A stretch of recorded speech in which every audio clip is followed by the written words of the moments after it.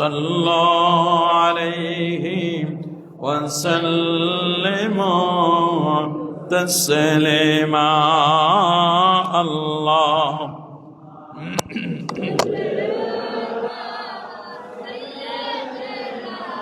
مولانا محمد وعلى آله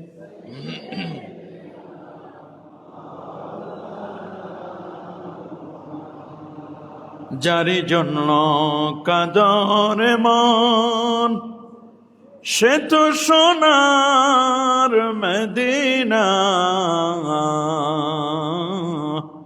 স্বপ্ন যোগে দেখতে পাবে হলে তাহার দিওয়ানা আল্লাহ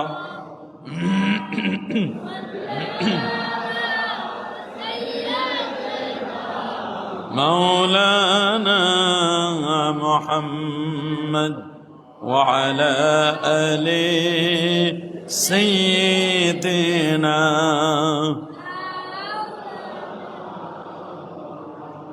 بلغ العلا بكماله كشف الدجى بجماله حسنت جميع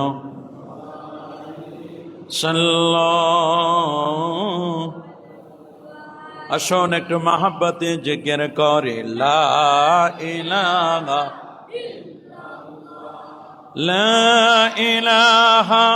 ইল্লাল্লাহ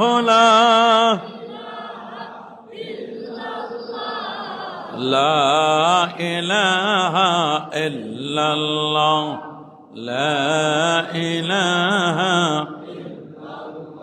সুবহানাল্লাহ والحمد لله لا إله إلا الله سبحان الله والحمد لله لا إله إلا الله لا إله إلا الله لا إله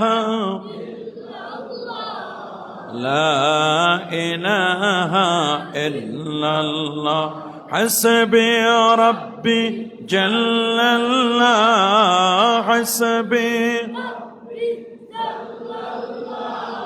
ما في قلبي غير الله نور محمد صلى الله نور صلى الله لا إله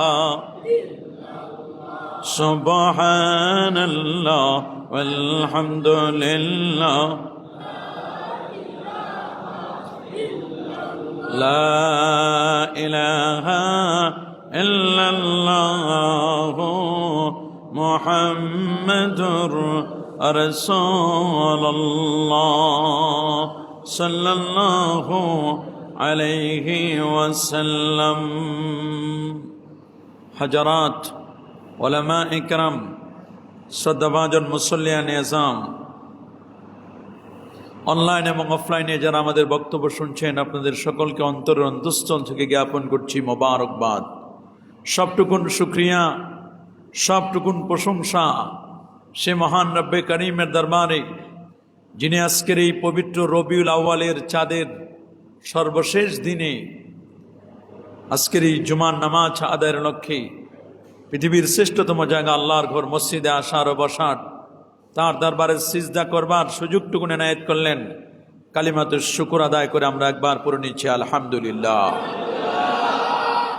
লাখো কোটি তার চার অনেক অনেক গুণ বেশি দরুদ আর সালাম পেশ করছি আল্লাহর সৃষ্টির প্রধান আকর্ষণ কুল কায়নাতের নবী আকা মাওলা তাজদার মদিনা সুলতান মদিনা শামসুদ্দোহা বদরুদ্দোজা নূরুল হুদা সাহিব কাবা কৌসাইন আও আদনা রসূলুস সাকালাইন ইমামুল হারামাইন ইমামুল কিবলাতাইন ইমামুল জাদ্দিল হাসান ওয়াল হুসাইন রাদিয়াল্লাহু তাআলা আনহুমা আফতাব নবুওয়া শাহনশাহ রিসালা নূরি মুজাসসাম হুজুর আকরাম নূরুন আলা নূর হাবিবুনা শফিউনা কুদওয়াতুনা মুরশিদুনা মুহাম্মাদুর রাসূল সাল্লাল্লাহু আলাইহি ওয়াসাল্লামের পর বিনা দরখাস্তে যে নবীর উম্মত হতে পেরেছি, আসুন আরেকটিবার শুকরিয়া আদায় করে পড়ে নিচ্ছি আলহামদুলিল্লাহ। সবাই বলে আল্লাহু আকবার। প্যারা হাজিরিন, আমি আপনাদের খেদমতেই 28তম পারার সূরাতুস সফ থেকে একখানা আয়াতে কারিমা তেলাওয়াত করেছি। তার আলোকে ইনশাআল্লাহ আমরা কথা শুনবার চেষ্টা করব। আল্লাহ পাক রব্বুল আলামিন ইরশাদ করেন, ইউরিদুনা লিইউতফিউ নূরাল্লাহ, তারা চায় আল্লাহর নূরকে পৃথিবীর জমিন থেকে তারা নিভিয়ে দিবে, ইসলামকে তারা মিটিয়ে দিবে। কিন্তু কখনোই এই পৃথিবীর জমিন থেকে ইসলামকে মিটানো সম্ভব হবে? কে বলেন কখনো ইসলামকে মিটানো যাবে? আল্লাহু মুতিম্মু নূরিহি, আল্লাহ তার নূরকে পরিপূর্ণতা দান করবেন। ওয়ালাউ কারিহাল কাফিরুন, যদিও কাফিররা এটিকে অপছন্দ করে। পৃথিবীতে কাফিররা কখনো চায় না যে ইসলাম টিকে থাকুক। বেদিন বেঈমানরা কখনো চায় না পৃথিবীতে ইসলামের রাজ কায়েম হোক। নাস্তিক বেঈমানরা, রাম বামরা কখনো চায় না পার্লামেন্টে কোরআনের তেলাওয়াত দিয়ে পার্লামেন্ট শুরু হোক। এটা কখনো তারা চায় না, চাবেও না এটা। বরং তারা স্লোগান আগেও দিয়েছে, এখনো দিচ্ছে, ধর্ম যার যার, উৎসব সবার। এই নীতিতে তারা অনেকে বিশ্বাসী। অনেকেই মনে করেন সকল ক্ষমতার উৎস জনগণ। না, সকল ক্ষমতার উৎস হচ্ছেন আমার আল্লাহ। বলেন সমস্ত ক্ষমতার উৎস কি? সব কিছুর মালিক যিনি হচ্ছেন তিনি আমার আল্লাহ। আল্লাহু আকবার বলেন। রব্বুল আলামিন জানান দিচ্ছেন, লিল্লাহি মুলকুস সামাওয়াতি ওয়াল আরদ, নভমণ্ডল আর ভূমণ্ডলের মধ্যে যা কিছু আছে সব হচ্ছে আল্লাহর। বলেন কার? সব হচ্ছে আমার রবের। রবের বাহিরে যাওয়ার ক্ষমতা মানুষের নেই। আল্লাহকে বাদ দিয়ে, আল্লাহকে মাইনাস করে কখনোই পৃথিবীতে মানুষ শান্তিতে থাকতে পারে না। আল্লাহকে বাদ দিলে পৃথিবীর কোনো কিছু কল্পনাই করা যাবে না। এজন্য আল্লাহর পরিচয় আমাদের জানা দরকার। আল্লাহ তাআলা কোরআন মাজিদের পরতে পরতে নিজের পরিচয় দিয়েছেন। সুবহানাল্লাহ। আল্লাহ নিজের পরিচয় দিয়েছেন এভাবে, কুল হুয়াল্লাহু আহাদ আল্লাহুস সামাদ লাম ইয়ালিদ ওয়া লাম ইউলাদ ওয়া লাম ইয়াকুল লাহু কুফুয়ান আহাদ। আল্লাহু আকবার। হে রাসূল, আপনি মানুষদেরকে জানিয়ে দিন, হুয়াল্লাহু আহাদ, আপনি বলুন আল্লাহ এক এবং একক। আল্লাহুস সামাদ, আল্লাহ মুকাপেক্ষী। লাম ইয়ালিদ ওয়া লাম ইউলাদ, আল্লাহ কাউকে জন্মও দেন নাই, আল্লাহ কারো কাছ থেকে জন্মও নেন নাই। ওয়া লাম ইয়াকুল লাহু কুফুয়ান আহাদ, আল্লাহর সমকক্ষ এই পৃথিবীতে কেউ নেই। কি বলেন, আল্লাহর সমকক্ষ কেউ আছে নাকি? লা জিদ্দা ওয়ালা নিদ্দা ওয়ালা হাদ্দালি মাওলা আল আন কামা কান লা ওয়াক্তা জামানা। আল্লাহর কোনো জিদ নাই, আল্লাহর কোনো নেদ, আল্লাহর কোনো মেসেল নাই। আল্লাহর মতো সেম টু সেম আল্লাহ আর কেউ কল্পনা করা যাবে না। আল্লাহর মতো আর অন্য কাউকে আপনি কল্পনাই করতে পারবেন না। আল্লাহর সমকক্ষ পৃথিবীতে নাই। লাউ কানা ফীহিমা আলিহা লা ফাসাদাতা, যদি আরেকজন খোদা থাকতো তাহলে এগুলোর মধ্যে গ্যাঞ্জাম হয়ে যেত। এক খোদা বলতো সূর্য উঠাবো পূর্ব দিকে, আরেক খোদা বলতো না সূর্য উঠাবো উত্তর দিকে, মারামারি হতো, গ্যাঞ্জাম হতো। বরং এই পৃথিবীর স্রষ্টা যিনি, তিনি একের অধিক নয়, বরং এই পৃথিবীর স্রষ্টা যিনি, তিনি হচ্ছেন একমাত্র আমার আল্লাহ। বলেন তিনি কে? সে আল্লাহ তার নিজের পরিচয় কোরআনের শুরুতে দিয়েছেন। পড়েন আমার সাথে, আলহামদুলিল্লাহি রাব্বিল আলামিন। বলে সমস্ত প্রশংসা আল্লাহর জন্য, যিনি কে? রব্বিল আলামিন, যিনি বহুমাত্রিক জগতের যিনি রব।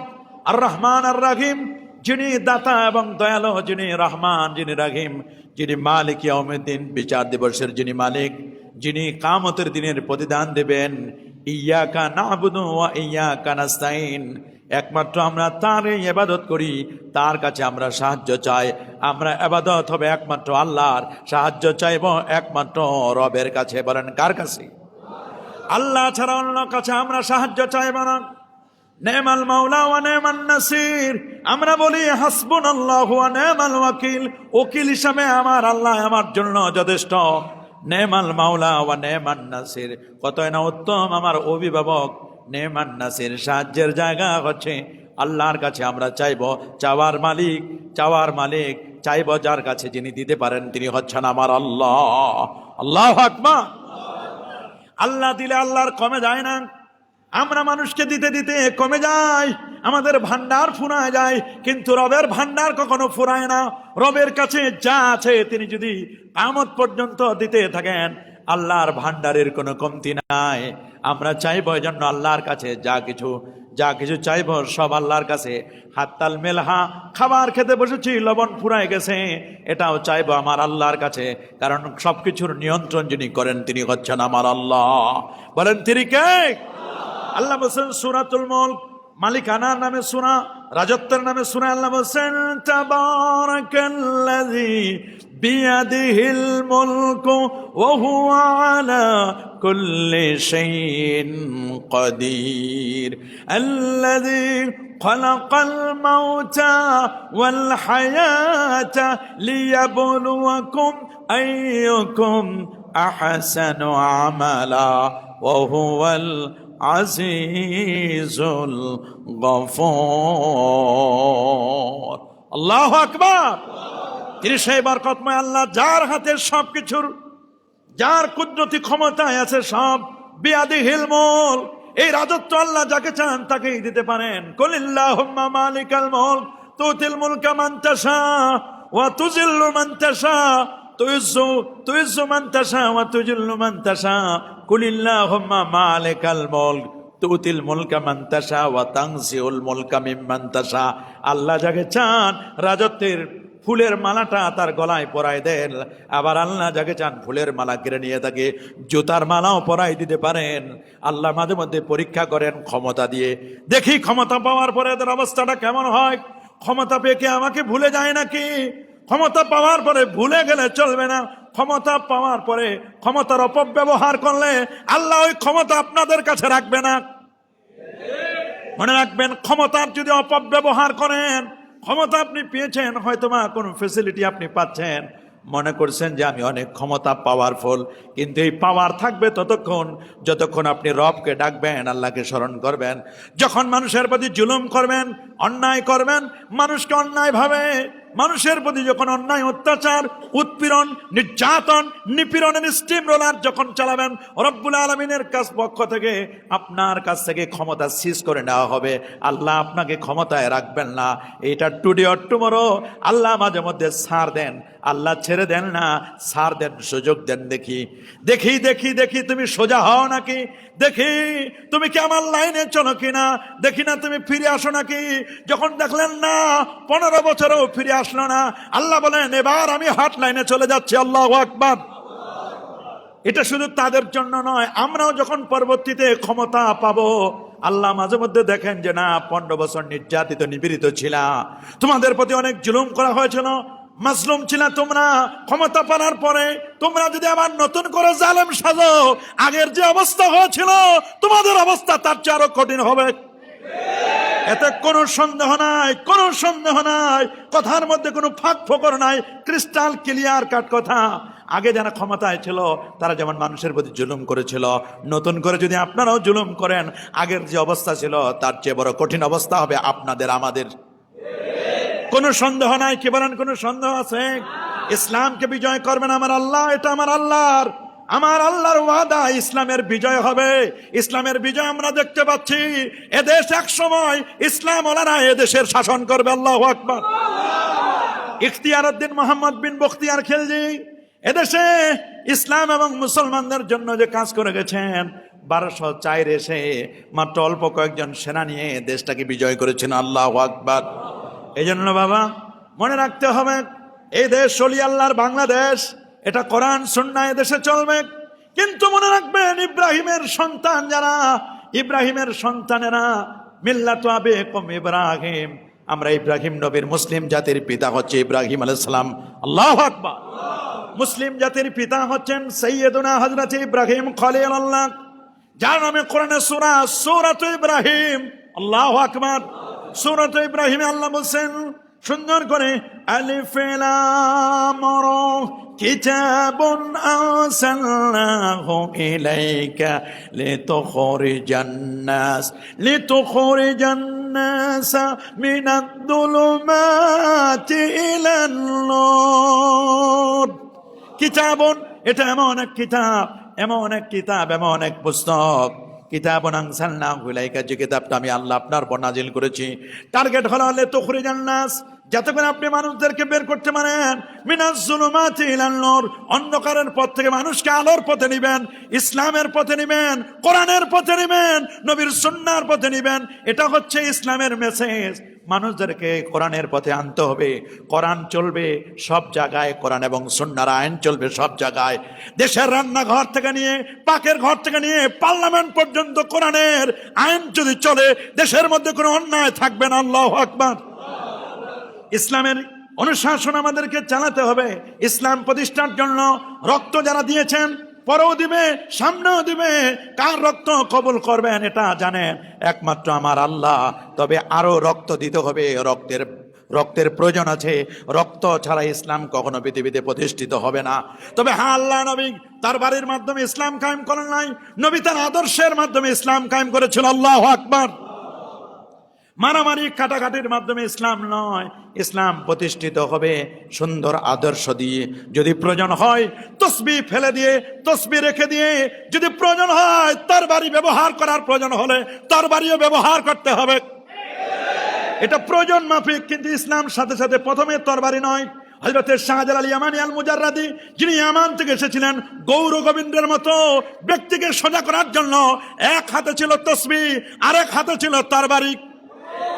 এখনো সিলেটের জাদুঘরে তরবারি আছে, তরবারির মধ্যে মরিচা ধরে নাই। প্রয়োজন হলে এই তরবারি আবার উন্মুক্ত করে এই তরবারি আবার চালানো হবে নাস্তিক বেঈমানদের বিরুদ্ধে। এতে কোনো সন্দেহ নাই, তরবারি মরিচা ধরে নাই। কি বলেন, তরবারি কি মরিচা ধরেছে? তরবারি মরিচা ধরে নাই। আল্লাহর ওলিরা তরবারি ব্যবহার করে না। আল্লাহর ওলিরা চায় যে তসবিহ দিয়ে সোজা হোক। আল্লাহর ওলিরা চায় তসবিহ দিয়ে সোজা হোক। যখন তসবিহতে কাজ হয় না, তখন আল্লাহর ওলিরা ওইটা বের করেন, যাতে করে তেরা বেঁকা মানুষগুলো সোজা হয়ে যায়। কথা বলেন, তেরা বেঁকা মানুষগুলো কি হয়ে যায়? সোজা হয়ে যায়। আল্লাহর ওলিরা এগুলো দেখাতে চান না। আল্লাহর ওলিরা চান মানুষের সহজে আসুক, মানুষকে আপন করে কাছে ডাকে।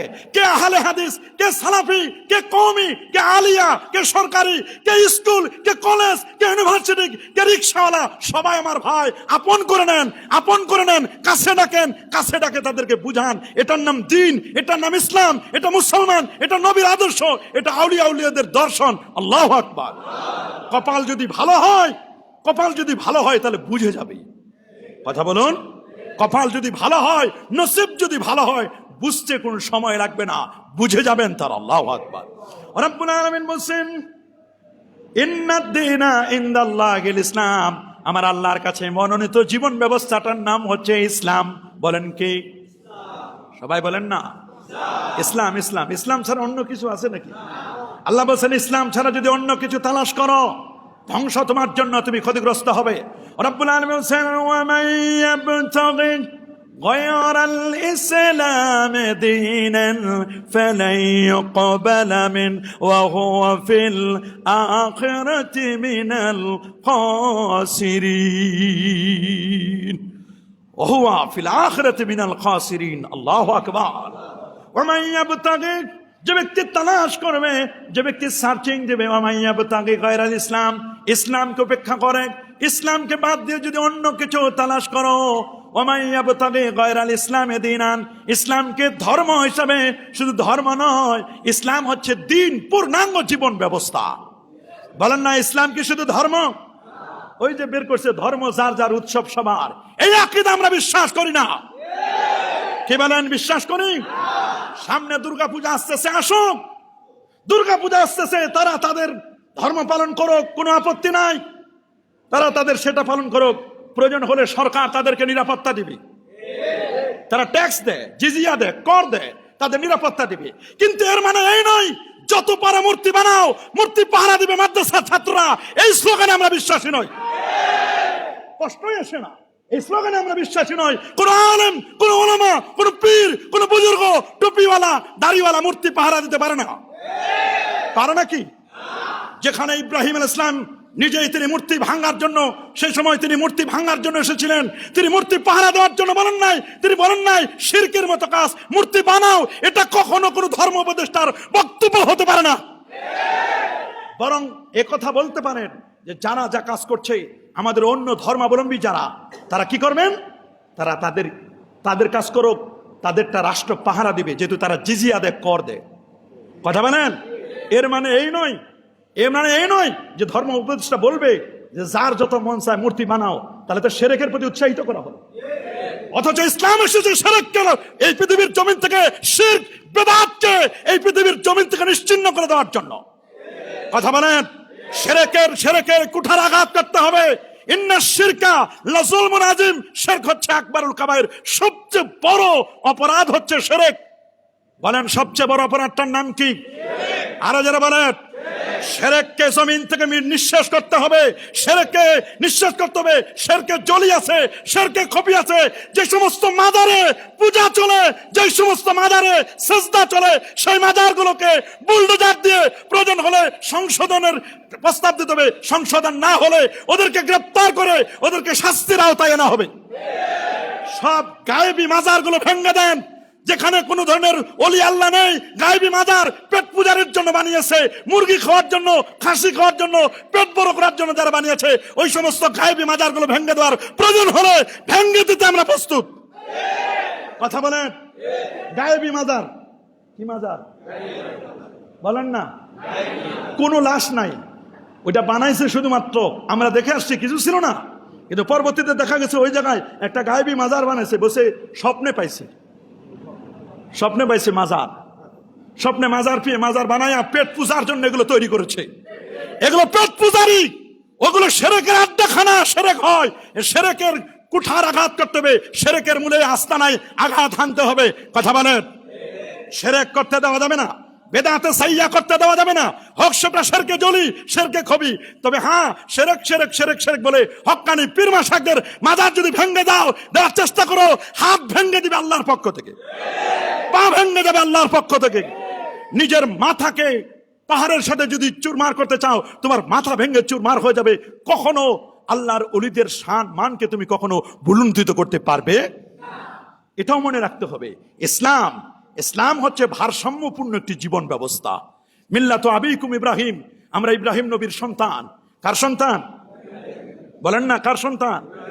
ইব্রাহিম নবীর সন্তানেরা কখনোই, ইব্রাহিম নবীর আওলাদেরা কখনোই মূর্তি পূজার জন্য কখনো বলতে পারে না যত পারো মূর্তি বানাও। কি বলেন? পারে নাকি? তাহলে তো আপনাকে সাপোর্ট দেওয়া হলো শিরকের প্রতি। কথা বলেন? শিরকের প্রতি সাপোর্ট দেওয়া হলো। শিরকে আমরা সাপোর্ট দিতে পারি না, বরং তারা তাদের কাজ করুক। আমরা তাদের কখনো প্রতিমা পূজায় কখনো হামলা করব না। প্রশ্ন আসে, বলেন করব? ওদেরটা ওটা করো। কিন্তু দুঃখ হলো এখানে মসজিদ কমিটির যিনি সেক্রেটারি সভাপতি, মাহফিল কমিটির যিনি সেক্রেটারি সভাপতি, মিলাদুন নবীর মাহফিলের যিনি সভাপতি সেক্রেটারি, সিরাতুন নবীর মাহফিলের যিনি সভাপতি সেক্রেটারি, খোঁজ করে দেখা গেছে এরাই আবার পূজা কমিটির সভাপতি, অথচ এরা মুসলমান। নাউজুবিল্লাহ বলেন, আরো জোরে বলেন নাউজুবিল্লাহ। আবার অনেক মুসলমান আছে, দেখতে যায় যে কেমন প্রতিমাটা হলো, একটু দেখতে যাই তুমি কেমন মুসলমান, তুমি কেমন মুসলমান। তুমি তাদেরটা দেখতে যাও, তোমার ঈদুল ফিতরে, তোমার ঈদুল আজহায় তো কোনো অমুসলিম তো আমাদের ঈদগাহে আসে নাকি? আমরা দেখতে যাই।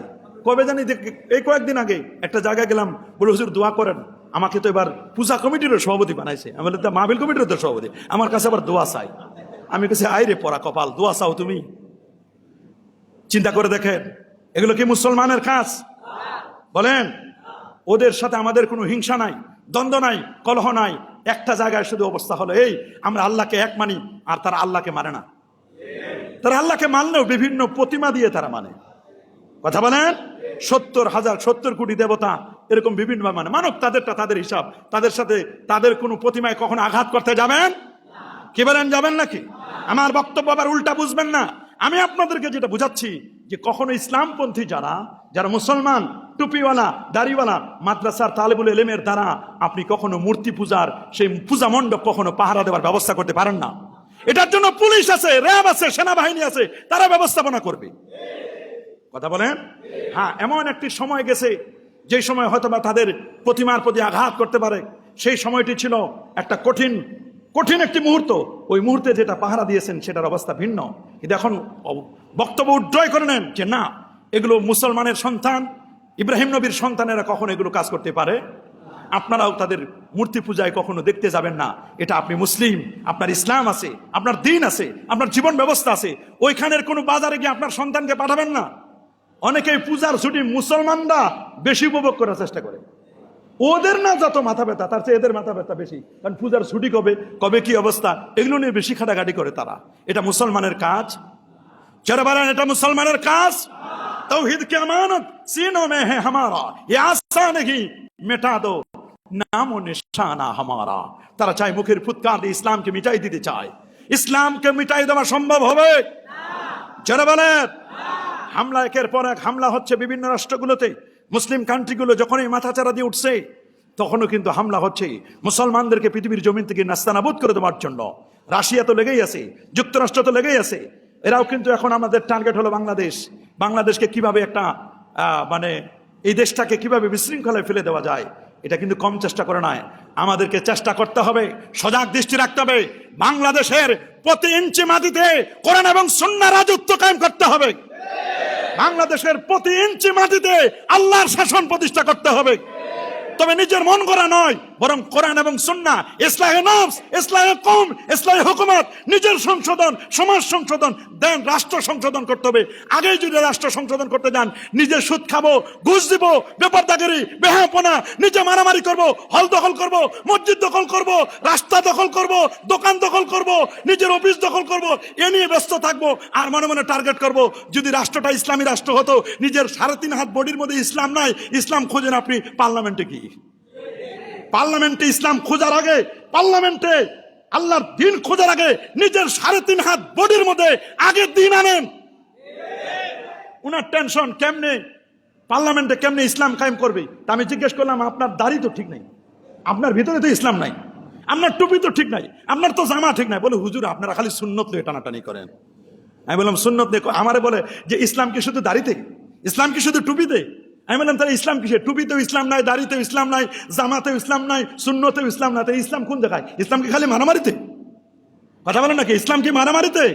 ইসলাম কথায়। তো ইসলাম না খাটো করতে করতে করতে করতে ওই ছোটকালে মুরব্বীর ওয়াজ শুনছিলাম, আমাদের ওই মীর হাবিবুর রহমান যুক্তিবাদী হুজুর, উনি ছোটকালে একটা ওয়াজ শুনছিলাম। উনি একটা ওই পায়জামা কিনছে, মানে বিয়ের দাওয়াত পাইছে তো বুড়ালি কালে। কি কালে? বুড়ালি কালে বিয়ের দাওয়াত পাইছে এক মুরব্বী মানুষ। তাহলে চিন্তা করছে বিয়ের দাওয়াতে যাব, তো একটা প্যান্ট কিনা দরকার। প্যান্ট ছাড়া লুঙ্গি পরে যায় কেমনি? কিনছে একটা প্যান্ট।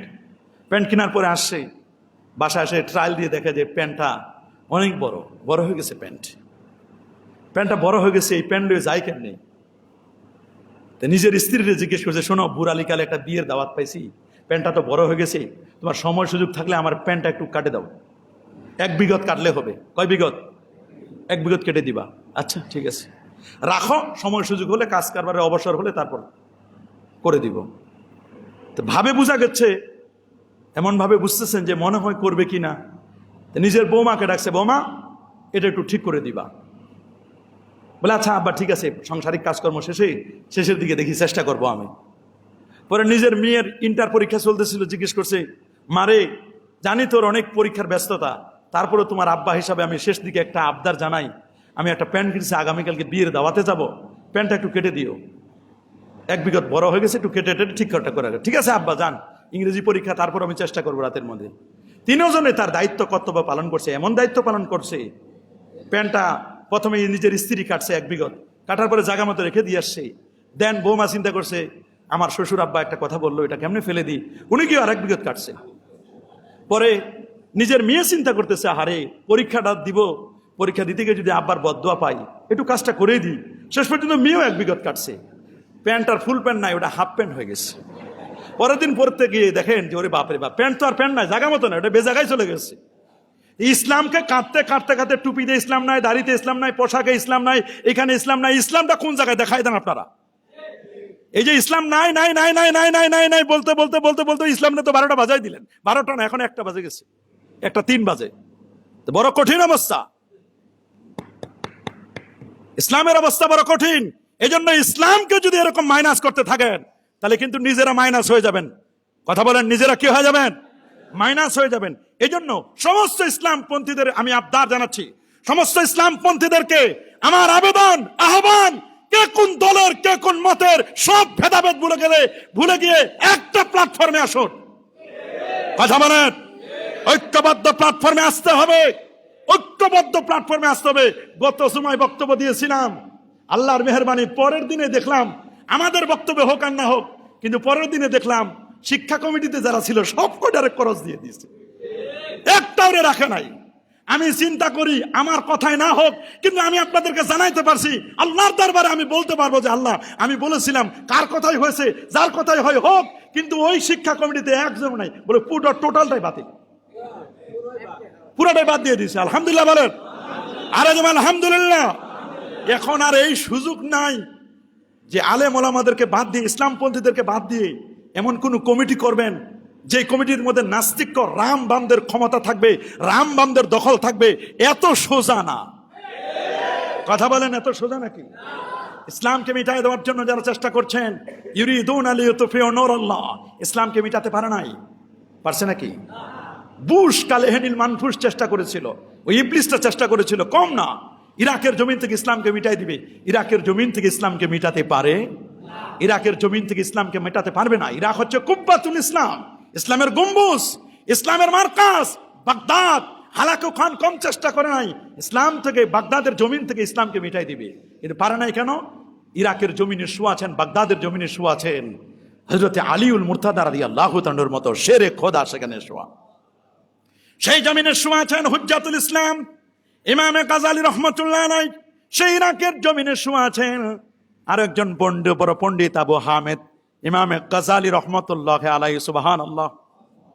রহ গয়া রুসমে আজা রুহে বেলালি নহরায়া, ফলসফা রহ গয়া তলকিনে গাজালি নহরায়া।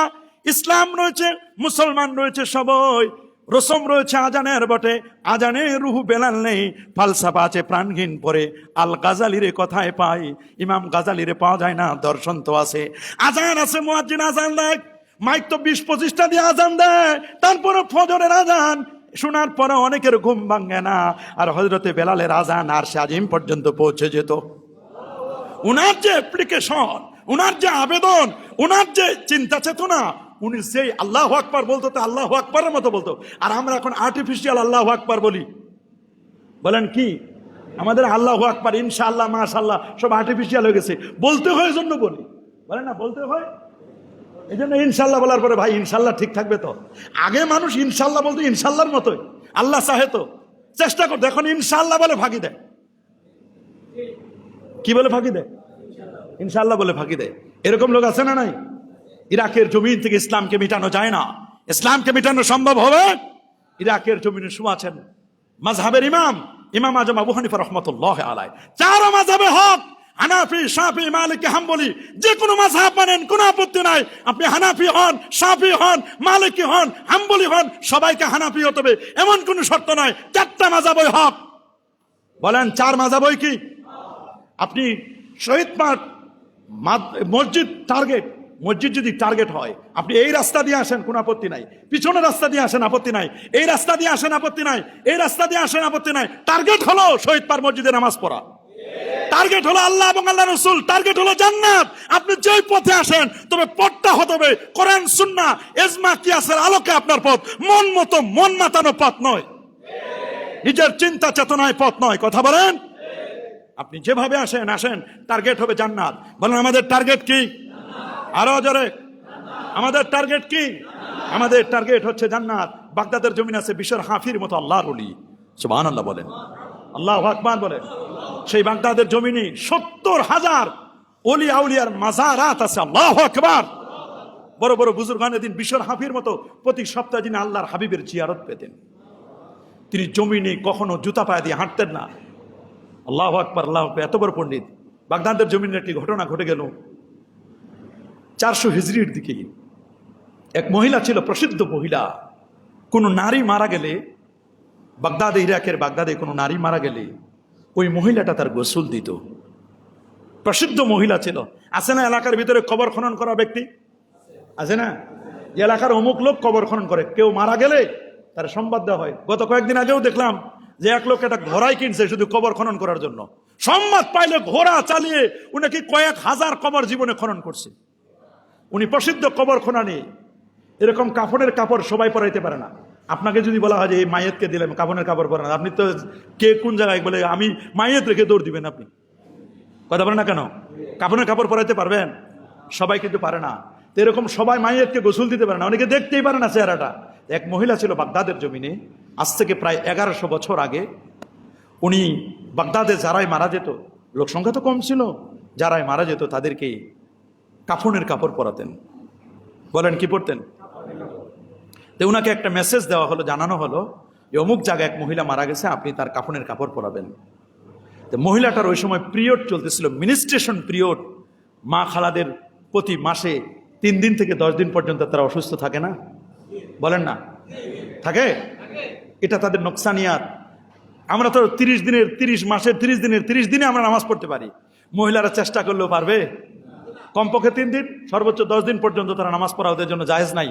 ওদের পিরিয়ড চলাকালীন সময়, রেড সিগন্যাল চলাকালীন সময় ওরা নামাজ পড়তে পারবে না, রোজাও রাখতে পারবে না। তবে রোজার কাজা আছে, নামাজের কোনো কাজা নেই। তো মহিলা চিন্তা করলো, আমি যে মহিলাটা মারা গেছে, শুনেছি অলি আল্লাহ পর্যায়ের মহিলা, এখন তার পিরিয়ড চলতেছে। পিরিয়ড চলছে মানে তো অপবিত্র, বলেন না? এখন এই অবস্থায় আল্লাহর দরবারে একজন মাইয়েত, একজন নারী, তাকে আমি গোসল করাইয়া সুন্দর করি, তার দেহটা স্পর্শ করতে হয় গোসল করাতে হলে, তাকে কাফনের কাপড় পরাবো, গোসল দিব, গোসল দিয়ে তাকে আল্লাহর দরবারে রেডি করে দিব। আমি নিজেই তো অপবিত্র, আমি নিজে কি, আমি একজন অপবিত্র মহিলা হয়ে আমি কিভাবে একজন ডেড বডিকে হাত দিয়ে ধরে গোসল করাইয়া কাফনের কাপড় পরাইয়া আমি তাকে কিভাবে আল্লাহর দরবারে রেডি করে দিতে পারি? হাদিসের মধ্যে আসে মান গাসসালা মাইয়াতান। এখন তো গোসল দেওয়ার লোক পাওয়া যায় না। মান গাসসালা মাইয়াতান, যে ব্যক্তি কোনো মাইয়াতকে গোসল দিবে, আল্লাহ পাক রব্বুল আলামিন তাকে জান্নাতের পানি দিয়ে গোসলের ব্যবস্থা করবেন। আল্লাহ তার জীবনের গুনাহ মাফ করে দিবেন। মান কাফানা মাইয়াতান, যে ব্যক্তি কোনো মৃত ব্যক্তিকে কাফনের কাপড় পরাবেন, আল্লাহ তাআলা তাকে জান্নাতের কাপড় পরিধান করাবেন। এখন পাওয়া যায় না, বড় কঠিন অবস্থা। এখন এই মহিলা চিন্তা করলো, কি করব? আমি নিজে তো অপবিত্র হয়ে আরেকটা লাশকে গোসল দিয়ে সুন্দর করে কাফনের কাপড় পরাইয়া আল্লাহর দরবারে এই মহিলাটাকে আমি পেশ করব। আমি নিজে তো অপবিত্র, এটা কেমন কথা? অপবিত্র অবস্থায় এভাবে গোসল দেওয়া যাবে কি যাবে না? মাসআলা জানার জন্য বাগদাদের একটা মাদ্রাসায় গেলেন। থাকে না যে কোনো মাসলা মাসাইলের জন্য আপনারা এলাকার বড় হুজুর আছে না? আছে না? বা একটা বড় মাদ্রাসা, আপনাদের এলাকার বড় মাদ্রাসা কোনটা? জামিয়া রহমানিয়া এখানে নাকি? আশপাশে আরো মাদ্রাসা আছে, এখানে আপনি এখানে করবেন। যখন পিরোজপুরে যাবেন নেসারাবাদে, তখন বলবে সরসিনা মাদ্রাসা, মানুষ ফতুয়া জিজ্ঞেস করে। ডেমরা গেলে দারুন নাজাত মাদ্রাসায়, এক এক জায়গায় এক এক এলাকায় শামসুল হক ফরিদপুর মাদ্রাসা, গহরডাঙ্গা মাদ্রাসা, ওই এলাকার যে যেখানে যাবেন ওই এলাকার বড় বড় মাদ্রাসা থাকে কিনা, হোক সেটা যেই মাদ্রাসা হোক, কওমি হোক, আলিয়া হোক, আলে হাদিসের মাদ্রাসা হোক, সবার একটা এলাকার একটা মাদ্রাসার প্রতি তাদের সবার কি থাকে? একটা আলাদা আকর্ষণ থাকে যে এটা বড় মাদ্রাসা, বড় মাদ্রাসার হুজুরের কাছে গেলে একটা ফতোয়া, একটা সমাধান পাওয়া যাবে। তো মহিলা বড় মাদ্রাসায় গেলেন, বাগদাদের একটা বড় মাদ্রাসায় গিয়ে জিজ্ঞেস করলেন যে আমার তো মেনস্ট্রুয়েশন পিরিয়ড চলতেছে। এরকম কয়েকজন বড় বড় হুজুরকে জিজ্ঞেস করছে, তো ওনারা কেউ বলেছে না, এত জটিল মাসালা এটা আমরা বলতে পারবো না, এরকম মাসালা আমরা খুঁজে পাচ্ছি না। আপনার পিরিয়ড চলতেছে অবস্থা, আপনি কোনো মহিলাকে গোসল দিতে পারবেন কি পারবেন না, এটা কেমনে বলবো? বলে যে আমাদের আরো একজন বড় হুজুর আছে, উনি বুখারী শরীফ পড়ান, আবার মুফতিও, শাইখুল হাদিস, উনি যান ওনার কাছে। তো উনি ওই ছোট্ট একটা ছেলের দ্বারা মাসালা নিয়ে গেছেন, হুজুর এরকম এক মহিলা আসছে, এই মাসালাটা জানার জন্য, নারীর পিরিয়ড চলতেছে, তাকে কাফনের কাপড় এবং গোসল দিতে হবে আরেক মহিলার, তিনি এটা পারবেন কিনা? হুজুর বলেন মহিলাকে বলো পারবে। বলে দলিল? বলে বুখারী শরীফে আছে। মহিলা তো চলে যাচ্ছে, যেতে যেতে যেতে যেতে যেতে ওই যে মহিলার গোসল দিবেন তার বাড়ির দিকে রওনা হয়ে অর্ধেক পথ চলে গেছে। পথে জিজ্ঞাসা করছি, বলে তোমাকে খুব টেনশন মনে হচ্ছে? বলে হ্যাঁ। বলে আমার পিরিয়ড চলতেছিল, এই অবস্থা আমি গোসল দিতে পারবো কিনা এ নিয়ে খুব টেনশনে ছিলাম। তা টেনশনে থাকা অবস্থায় আমি অমুক মাদ্রাসায় গিয়েছিলাম, সেখানের শাইখুল হাদিস তিনি বললেন যে না গোসল দিতে পারবো, দলিলও নাকি আছে বুখারী শরীফে। বলেন না দলিল না, তুমি আগে দলিল আমাদেরকে দেখাও, তারপর তুমি গোসল দিবা, এর আগে তোমাকে গোসল দিতে দিব না, দলিল ছাড়া কোনো গোসল হবে না। বলে ঠিক আছে দলিল দিব। আমি তো বিশ্বাস করে ফেলছি, হুজুরের কথা তো মানুষ বিশ্বাস করে, কিন্তু হুজুররা যে মাঝে মধ্যে ভেজালও করে। কথা বলে না কেন? ভেজাল করে না মনে হয় নাকি? দাড়ি টুপি দেখেই ফাল মারবেন না, পাগড়ি দেখলেই ফাল মারবেন না, মাঝে মধ্যে হুজুরদের মধ্যে ভেজাল হুজুর আছে না নাই? এটাও আছে, কিন্তু যেটা দাম বেশি ওটার ভেজালও বেশি। এই জন্য এক লোক নাম রাখছে 1 নং পচা সাবান। বলেন না নাম কি? বলে ভেজাল যেহেতু করে এটার নাম দিয়েছি 1 নং পচা সাবান। তো পচা সাবানের আর কি ভেজাল করবে? পরে দেখো ওইটারও ডুপ্লিকেট বাইর করছে। যেটার দাম যত বেশি, যেটা যত দামি, যেটা যত ভালো, ওইটার ডুপ্লিকেটও বেশি। কথা বলেন না কেন? জোরে বলেন। আজহারি কপি করতে করতে দেখলাম 11তম কপি আছে, কপি। এই জন্য বক্তা নকল করে। বক্তার তো অভাব নাই। ল্যাংরা বক্তা, লুলা বক্তা, কানা বক্তা, খরা বক্তা, বিদেশি বক্তা, দেশি বক্তা, শিশু বক্তা, পুরুষ থেকে নারী হয়েছে, নারী থেকে পুরুষ হয়েছে, কত বক্তা দেখবেন, অভাব নাই। 18 ইঞ্চি বক্তা, 17 ইঞ্চি বক্তা, কান কাটা বক্তা, নাক কাটা বক্তা, চোখবিহীন বক্তা, কত বক্তার কোনো অভাব নাই। ক্লাসিক্যাল বক্তা, সুরেলা বক্তা, স্টাইলিস্ট বক্তা, দেখেন কত অভাব। হুজুরের অভাব নাই, কত রকমের হুজুর দেখবেন, পীরেরও অভাব নাই। কিন্তু কারো টার্গেট না। আগের যুগের পীর মাশায়েখরা অল্প কথা বলতো, অত বেশি শোক যোগ এত ছিল না, নিজেকে খুব ছোট মনে করতো, মানুষ হেদায়েত হয়ে যেত। এখন এত ওয়াজ নসিহত জিকির আজকার এত কিছু হয়, হেদায়েত হয় কম। বলে না হেদায়েত হয়, বক্তা বেশি হেদায়েত কম, আলেম বেশি হেদায়েত কম, প্রকৃত আলেম পাওয়া যায় না। তুমি বলছে যান দলিল আনতে যান, বলে দলিল ছাড়া দিবেন না। বলে না, উনি এবার ওই অর্ধেক পথ থেকে ফিরে এসে দলিলের জন্য হুজুরের মাদ্রাসায় গেছে। হুজুরের মাদ্রাসায় যাচ্ছেন, হেঁটে হেঁটে হেঁটে হেঁটে হেঁটে হেঁটে হুজুরের মাদ্রাসায় গেলেন। হুজুর দলিলটা দেন। এই দলিল আনতে গেছে উনি দলিল নিয়ে আসব, ইনশাল্লাহ আগামী জুমায় 1 সপ্তাহ পর্যন্ত কি দলিল আনে আমরা ইনশাল্লাহ দেখবো, আল্লাহ কবুল করুন। 4 রাকাত কাবলা জুমা আদায় করে নিন।